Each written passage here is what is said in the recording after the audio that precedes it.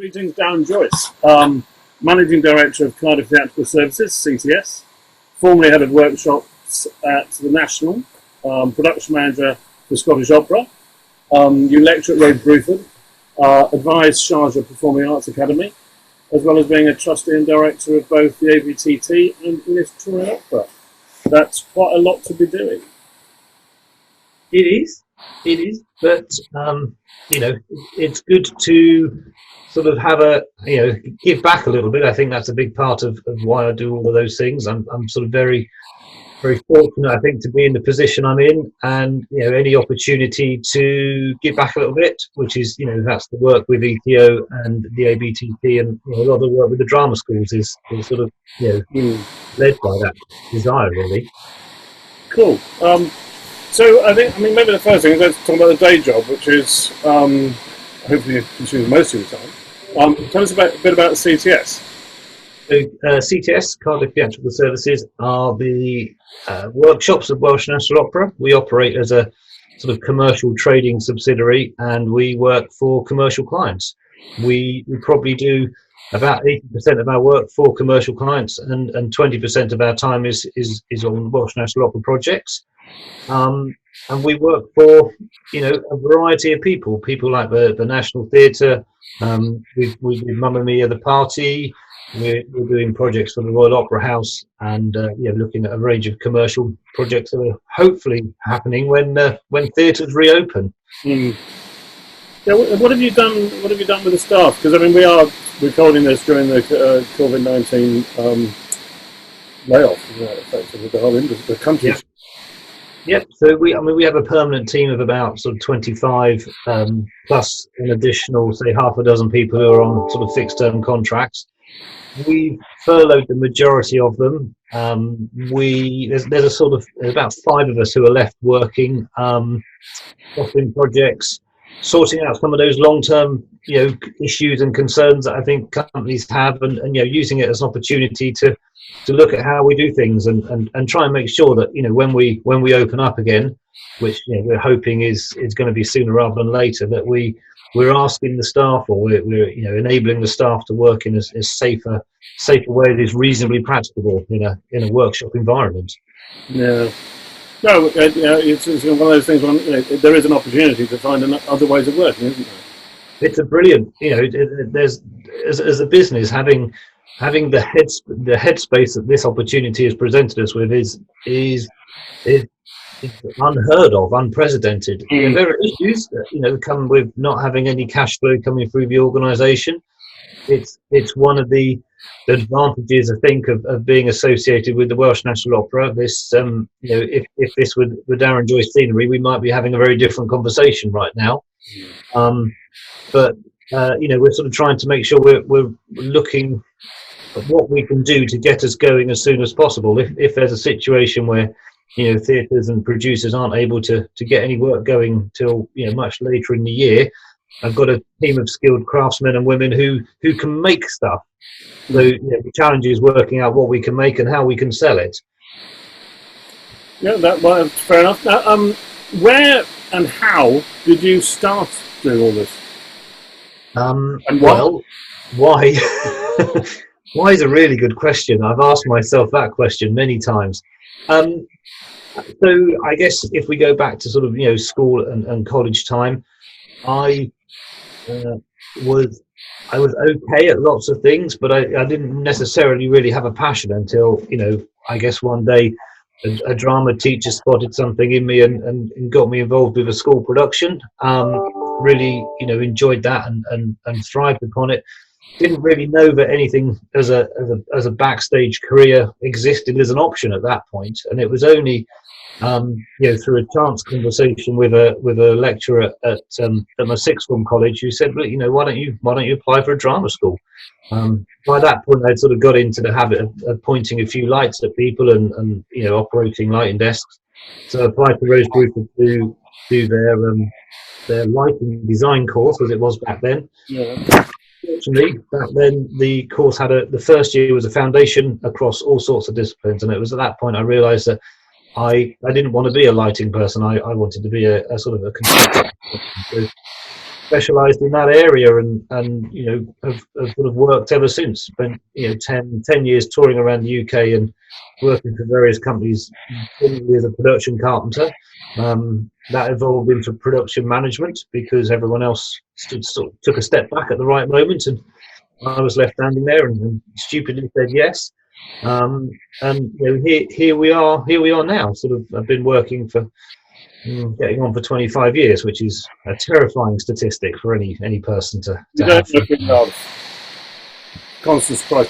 So since I've known you, I was saying that you made this move from production management into construction. Do you see it as a tangential move into production management, out of construction, and now back into it, or yeah,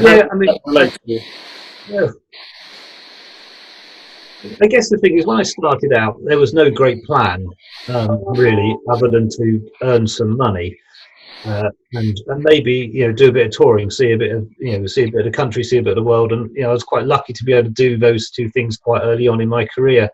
I don't think I really developed a career plan until maybe 5 or 10 years ago, and even then, it's been about just saying yes to opportunities because they feel like good opportunities, and we'll see what happens off the back of them, rather than having this very linear directional plan of I'm going to eventually be in this role doing this job. So the skills are all transferable, I think. From being a carpenter, putting sets into venues, to having an understanding of the workshop process, actually evolving into production management. Again, I talk a lot about that foundation year I did at college. It equipped me so well to be able to have conversations with people across different disciplines, and I think if you're a production manager, that's a key part of what you're doing. You're facilitating conversations. You're talking to makers, you're talking to creative teams, you're talking to producers, and so your ability to communicate on a number of levels is really important. And I think I guess what's happened is I've evolved from having a very sort of practical, hands-on career to what is much more administrative in its sort of outlay now. And I very much see myself as someone who can facilitate the work of other people rather than doing a huge amount of work myself. Whereas I think actually I do. Time is precious, and I am busy, and the working day disappears in no time at all. But it's very much about making decisions that enable other people to do their work to the best of their ability. So it doesn't feel like it's a stranger transition as maybe it looks on paper. It's just about applying your skills in a slightly different area, and saying yes when someone asks a question. And also finding the best people to do their jobs and giving them the tools to do their jobs, which is it's in some ways it's about not giving people the excuse of not having the tools to do the job.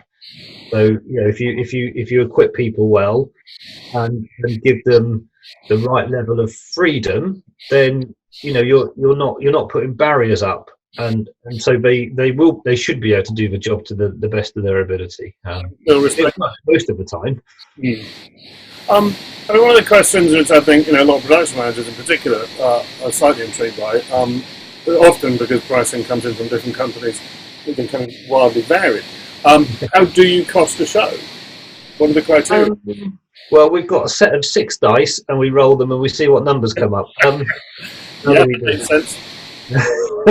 There are so many factors. I think we will take a show, break it down into its elements. We will start looking at how we're going to build that project, and then once that conversation started, you end up generating a list of materials and quantities, and then that's the sort of science part of it. It becomes a bit more sort of speculative when you try and work out how long it will take individuals to make and assemble and move that piece of scenery around the workshop and get it onto the back of a trailer.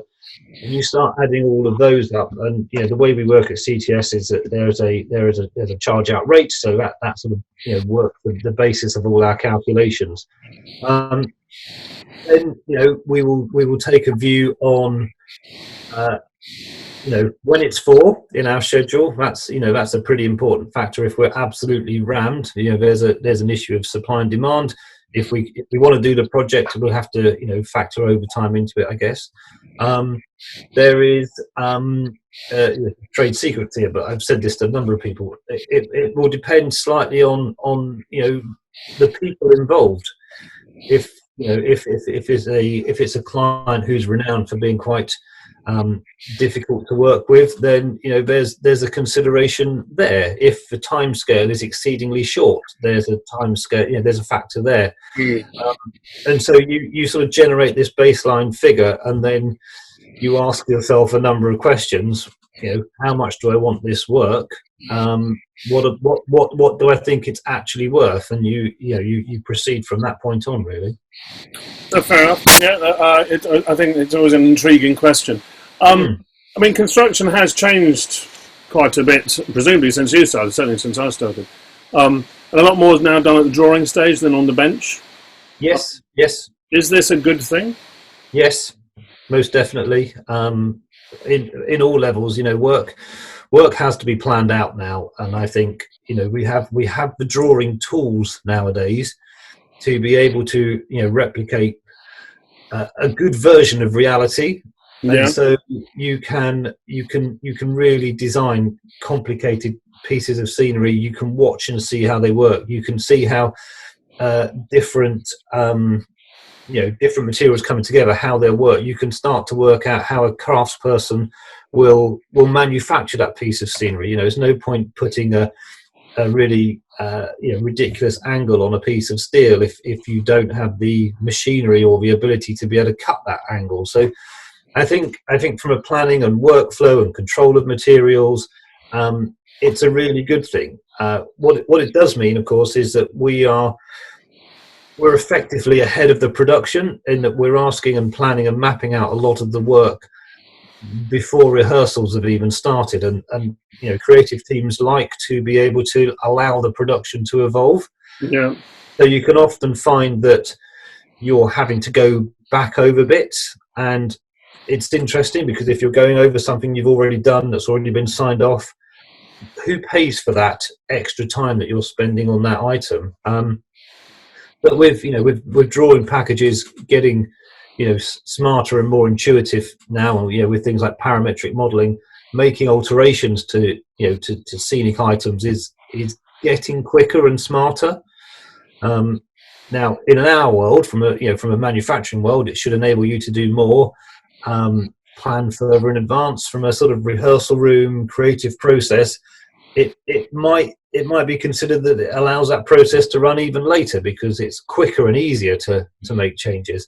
All these things have to flow through down to the workshop floor, so it's a fine balance that both the production manager and the commercial scenery builder or scenery builder has to take into account.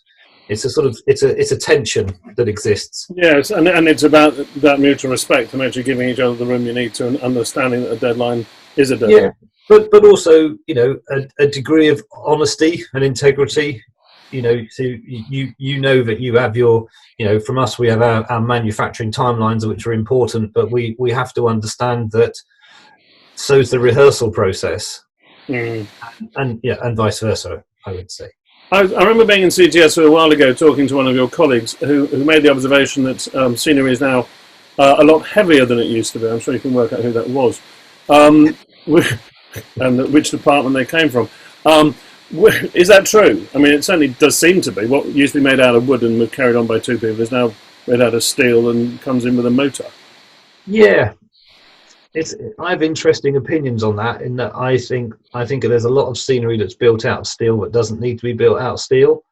There is engineered timber you can buy, which you can get sort of structural figures and calculations for. So I think in the way that sort of 20 or 30 years ago scenery was predominantly made out of timber, there is a world in which you can revisit that. But a lot of the companies now are set up to predominantly build out of steel or aluminium. So you play to your strengths as a scenery building workshop. But I do think we're in a place now where we understand structure much better than we used to. We sort of for many years would build big box truss structures on frames that had no diagonal bracing in them, and actually now we're in a position, I think, where we're putting the right diagonal bracing in to frames in the right place so that they're doing the most effective job. And this is where sort of the advanced planning becomes and the advanced drawing comes to the fore, because you have the time to work those things out. So you can now look at a structure and go, that doesn't need to have a steel with a wall thickness of 2 mil. We can drop that down to 1.5 because we've analysed the integrity of it. A long time ago you wouldn't have done that. So I think what's happened is people are substituting timber scenery with steel structures because the knowledge hasn't been as widely there. Things have tended to be over-engineered. I think we're very much in a sort of evolutionary moment where people are switching over to more intuitive software. We'll see some of that pull back again, but also we're being asked to build much more complex structures that have to be load bearing, that have to have certification attached to them. There are moments when it feels like we're almost doing civil engineering rather than scenery building. If you're building a flown piece of scenery that's got 10, 15 people on it, there's a lot of risk attached to that. So it needs to be well considered and thought through, and it will need to have a certain amount of structural integrity to it. So I think we're in that mindset currently where there are things not necessarily over engineered but are safely engineered. Fair enough. I think you now worked in drama at the National, and obviously as a touring chippy, and opera at quite high levels. What are the differences, and what's most enjoyable? Discretion is advised. Well, I guess a big difference is in opera, because there's normally a big orchestra playing. You don't have to be quite as quiet in the wings as you do in a play.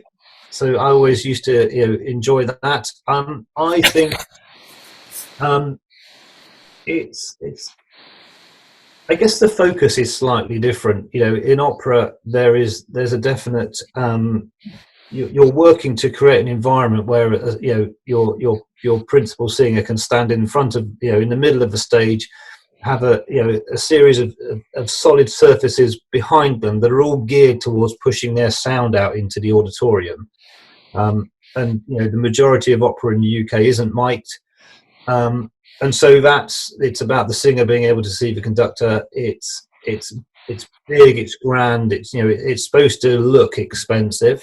Theatre tells a different story, and you have directors that are very much about what's going on in the audience. You have other directors who want that fourth wall in place, and it's absolutely about creating as good an environment as they possibly can on that stage. And I think it's about a level of understanding of that, so that when you're talking to the designer of that project or the production manager, they know that you know what they're trying to get across. What else do I enjoy? I've enjoyed both worlds. I think you meet really nice people. I think there is this misconception that opera can be quite sort of pretentious and stuffy. I think some of the most down-to-earth people I've met are opera singers who they have this incredibly impressive craft and an instrument they have to really, really look after, but equally they're just people like you and I, and I feel that perception is sometimes unfair. These people have to train really, really hard to get where they are, and in the same way that it's very hard to get the break in acting, I think it's exactly the same sort of pressures to get the break in singing, and potentially because you're dependent upon your voice lasting, you potentially have quite a short career. But that didn't quite address what did you enjoy most. Well, I mean, I think it's about being involved in the process, isn't it? In some ways, it's the same feeling of excitement that you're part of something that people are going to go and watch and hopefully either enjoy or you know, have a degree of thought-provoking conversation and discussion afterwards. You know, a piece doesn't have to be enjoyable; it has to be thought-provoking. You know, the worst thing I think for any piece of theatre is that the audience member walks away at the end of it and they just sort of go, yeah, okay, and they don't talk about it. What you know, if you get someone talking about a piece of work you produced, then that's you know, that's the element of satisfaction. I think, you know, back when I was 15 or 16, you got that on one level, and now being slightly older than that, you get that satisfaction on a different level. No, fair enough. One of the other things that you and I have spoken about a great deal is sustainability. Yeah. And how does that sort of feed into your work at CTS? And how do you see the industry's response to that challenge at the moment, and how can we do it better? Well, there's a complex set of questions. So at CTS, there are certain things that we can take control of. Obviously, looking after our waste, our rubbish, not our actual waste, is important. That was terrible, by the way. Yeah, sorry, forgive me. We can edit that bit. We recycle materials where we can, and that's, you know, throughout the building we're separating everything that can possibly be separated. We've got, you know, different bins in different places to try and make it as easy as we can for people. We you know, because when new materials come in, we're checking the safety data sheets. We're making choices about the materials we use and their impact on the environment. We can do that part of it. As an industry, we're ultimately making things that end up in the bin. The bit that we can do, I think, is look at how we design scenery so that it can be taken apart in a much easier way, not using glue where necessary, but that needs the involvement and buy-in of our clients. You know, that's if you're making something that it needs to come apart in a sensible fashion, it is inevitably going to take a bit longer, or be more expensive to, ultimately be more expensive to produce. And, you know, I've costed shows. I've been asked to cost shows where that's been a factor, and then as soon as you submit your costing for it, you know, the next question is, oh well, what if we don't make it this way? What if we make it this way? And you go, yes, of course it's going to be cheaper, because that's what we know. We're all set up to do that. So I think until either, you know, organisations like the Arts Council or the government actually force our hand, I don't know that it's going to change dramatically. That's very interesting. I think one of the things that conversations I've had with the ABTT is, and the approach to ABTT at the moment, is to try and be ahead of that, so that you're doing it before the government comes in. Yes. Yeah. It can be quite a blunt tool. Until we have prescription, producers are going to obviously cheapest as they can. It's all down to the economics. So you either make it prohibitively expensive to dispose of scenery, in which case you challenge the viewpoint then of, well, if I can make it in a way that it can be, you know, stripped apart in a way that you can then recycle the separate components, you encourage a different attitude that way. But, you know, until some you know, dramatic measure like that happens, I don't know that it's going to change dramatically, because, as you know, as we just talked about, you can factor it in, you can do what you can, but it's about producers and chief execs also understanding that there's a premium. So actually, yes, it might cost you a bit more to have your set built, but it'll be much cheaper to get rid of it at the end. So you know, it's about trying to spend the money in the right place. So rather than spending it on really expensive landfill, why don't you save your money on landfill and put it into the front end of the production? But, you know, that's all about how production budgets are made, and there's a body of work to be done on justifying that, really. Yeah, I mean, it's still a long journey. Yeah. Given how long we've known how bad the situation is. Yeah. So there we go. You're a trustee. So what will happen is that we'll inevitably be led by another industry, like the construction industry, or that's what tends to happen. Mhm. A bigger industry than ours will have something enforced upon it, and then we will follow suit a couple of years later. I always thought we were innovators. As a trustee of the ABTT, you're demonstrating, and in fact you mentioned earlier, obviously, your desire to help improve the industry. There are lots of big issues facing us, obviously sustainability being one of them, and obviously the COVID-19 crisis. But what do you feel are the long-term issues we need to address? I don't know that there's a lot of job security in the industry at the moment. I have quite strong opinions about the sort of the hours that people are asked to work. I think we, I feel like there are enough people in the industry now that the days of sort of 70 or 80-hour weeks shouldn't really exist anymore. But we schedule production periods in such a way, and we've set ourselves up in such a way that you're heavily reliant upon individuals doing those hours to get through, and for some of those individuals, that's the only way they can make this industry pay, by earning through overtime. So I think that feels like an area that we really do need to look into and work with producers and chief execs to sort of make sure that productions are scheduled in such a way which is not necessarily just family friendly, but socially friendly. We become quite an insular industry because everyone works such long hours in it that their only friends can be other people that work in the industry. No one has the time or the headspace, and I think I understand why that has existed as the status quo, but I'd like to think that there are enough smart, intelligent people working in across the board now that we could actually challenge that perception and demonstrate what the benefits will be off the back of it. No, I think that is a significant challenge. I think that's a challenge. I think there's a challenge for the ABTT to be genuinely relevant to the people that it represents. And I don't know that we're really achieving that yet.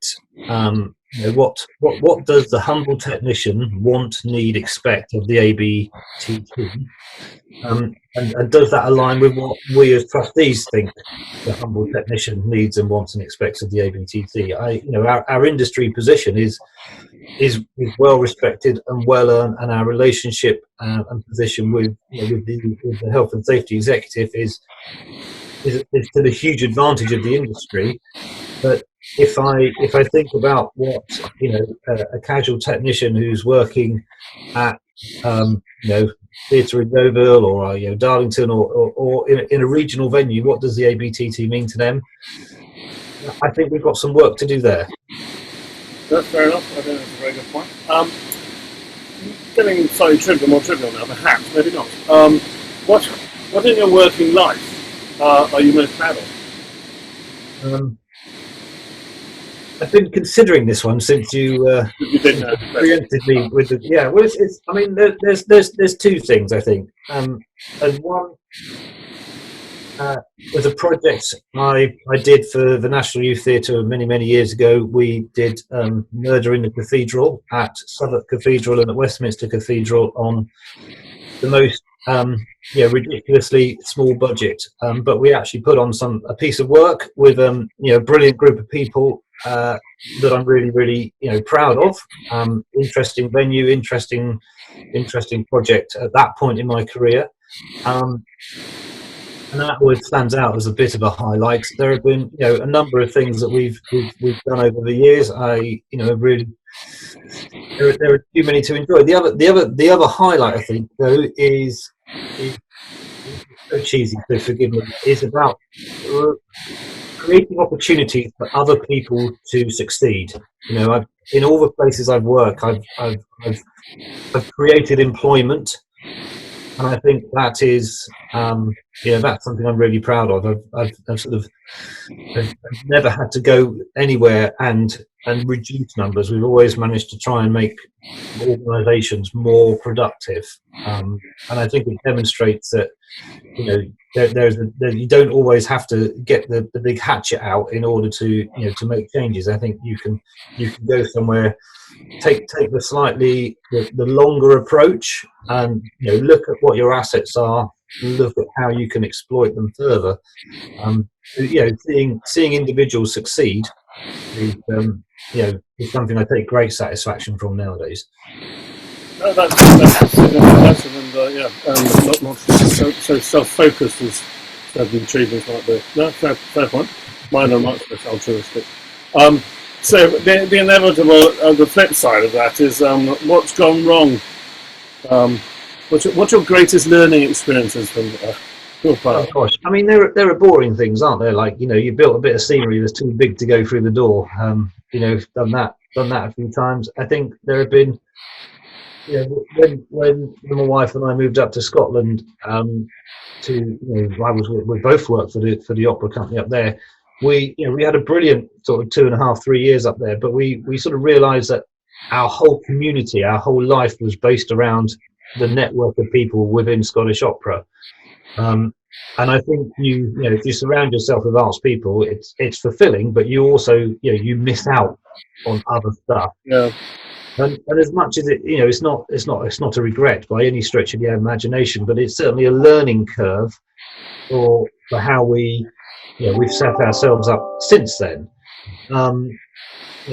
We'd be in the pub, chatting as a group of people, and at 11 o'clock at night, you start to get the confidence comes in people that don't normally open their mouths, and you get another thing, and we found that our nights out, of which there were probably far too many, would always end up with that, and you sort of carry that burden with you, and tried very much since then to be there for people and enjoy the benefits of working in this social industry, but also have a little bit of distance with the right people, and I've got that boundary so that I have my own space, because certainly up there it felt after a while that I was working all hours, whether I was working or not. That's a big part of it. I don't tend to have many things that I really regret, because I think life's too short, and I feel like I've had some really fortunate, lucky, calculated opportunities come my way. So I'm sure if you speak to my friends, there are things that I've done which are completely stupid and completely probably illegal in some places. But in terms of sitting there, worrying about them, not try and make sure that there's a constant evaluation going on. I've said that. Is that how I could have handled it? And apply that going forward. It can be a slow process. I'm not going to pretend that everyone learns on the first attempt, but I think you have to try and evolve your own behaviour. So it's not about regrets. It's more about trying not to do the same things twice. That's a fair point. I mean, you have partly answered my next question. But I've always been quite impressed, well, very impressed actually, about your disciplined approach to the work-life balance. And now you're a father. That's obviously more significant. How do you go about this? I mean, I find it very difficult to just stop. And you're very good at it. Well, having 3-year-old twins makes it very, very easy, because the minute you're in the door, there's two little people to sort of think about. The sort of those 2 or 3 years of Scottish Opera was a big eye opener for that. I think I realised at that point, in order to be a better manager, I needed not to be everyone's friend. I needed to be their manager and be able to sort of think objectively about whatever the future might be for the organisation that I was working for, and for ourselves. I tend to be quite disciplined in general. So if I'm in work, I'm working, and I'm being paid to be there, and I put as much energy as I possibly can in that. And I feel that because I do that, then it's only right that I do the same when I'm not at work. So at the moment I have a relatively short commute.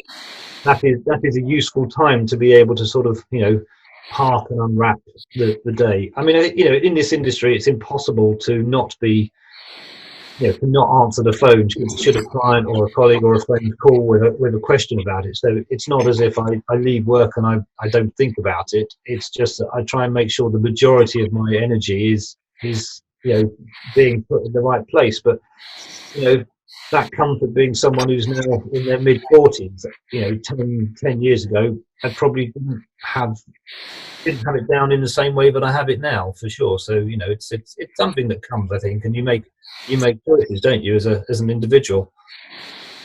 That's very true. Final one really is you've lived and worked in Scotland, England, and Wales. Yes. Have you settled down now? Well, I guess the thing that I've learned, because I think when I moved from London to Wales the first time, I was going from a freelance to an employed position, and I probably felt that I was ready at that point to settle down. Of course, what happened then is, within W&O at that point, I could see shows coming around that I'd already production managed once, and that didn't really inspire me hugely. And the opportunity came along in Glasgow, and I'm fortunate enough to have a my wife is willing, or was willing, to sort of travel around the country with me, and it was the same. The opportunity to move back to Cardiff seemed like, oh good, right, we're going back home. Catherine's family are all here. We'll settle down this time. And of course, the NT phoned me up and said, well, why don't you come and do this for a bit? And they lured me in eventually, which was brilliant. And I had a fantastic time there, and it's a wonderful place to work. But that it was during my time there that the twins came along, and things change at that point, don't they? Yeah. I think what I have learned is actually it's probably best not to make a plan. So yes, settled here at the moment, and got no intentions of moving along. But it would be a lie to say that if someone presents a really interesting opportunity that works for me, works for for Catherine and our family, and Catherine's extended family, why wouldn't you consider it? I spent my whole career saying yes to things that I haven't fully thought out, and it's got me this far. It's got to be a slightly more serious decision now, but so who knows? I mean, I don't want the headline to be that I'm looking to move. I'm absolutely not looking to move. But equally, I'd be lying if I said I'm going to be here. I know that I'm going to be here for the next 20 years, because I don't think anyone knows quite what they're going to be doing for much longer than maybe sort of 3 or 4 months, if they're being really honest with themselves. I think that's very true. And on that transitory note, thank you very much. Lovely talking to you as usual. And on this occasion, we've recorded it. So thanks for your time. Talk to you. Take care.